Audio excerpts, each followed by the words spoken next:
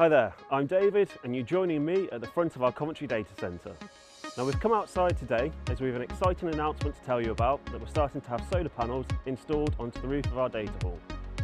As a data centre operator, we're all too aware of our high energy usage and we like to do what we can to reduce our emissions where possible. We've already committed to investing in the latest cooling and UPS systems to help improve the efficiency of the facility. And this installation will take us one step further by actually generating our own electricity on site. In this first phase, we're going to be installing 180 kilowatts of PV panels up onto the roof, so let's get the scaffolding put up.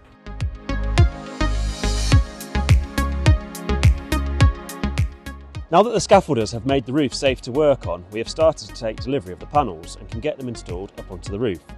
The panels that we have opted for have a peak output of 435 watts per panel, and we have some 400 of these going up onto the roof. We expect to generate in excess of 150,000 kilowatt hours of electricity annually, saving over 1,000 tonnes of CO2 over the next 25 years, the equivalent of planting over 40,000 trees.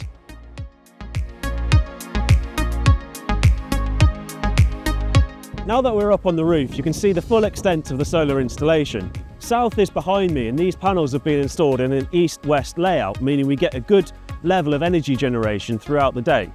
Unfortunately though, it's a bit cloudy and windy today, so I'm not sure we're going to be generating much electric.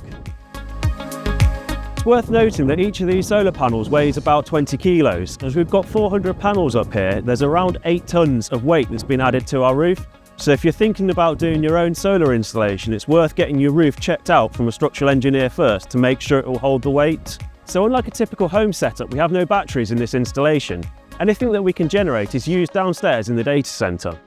The panels themselves are all wired in series and connect into the inverters situated on the mezzanine floor just below me. So we've now come down to the mezzanine floor. This is one of a number of inverters that we've got here. As you can see, it's now being wired up. This inverter is converting the DC energy that's generated on the roof by the panels to AC energy that we can use downstairs in the data centre. All of these inverters are connected to our BMS or building management system. As you can see at the moment, this particular inverter is generating around 20 kilowatts of electric. That's not bad for a cloudy day in October. So we've now come down into the data centre. This is one of the mechanical boards beside me, which is feeding our cooling, lighting and ancillary power systems. Currently, everything that's running off this board is powered from the solar panels on the roof. So I've now come into one of the hot hours in the data centre. Currently, the servers that are here aren't being powered by the solar panels. However, hopefully on a sunny day, these servers too will also be powered from the solar panels up on the roof.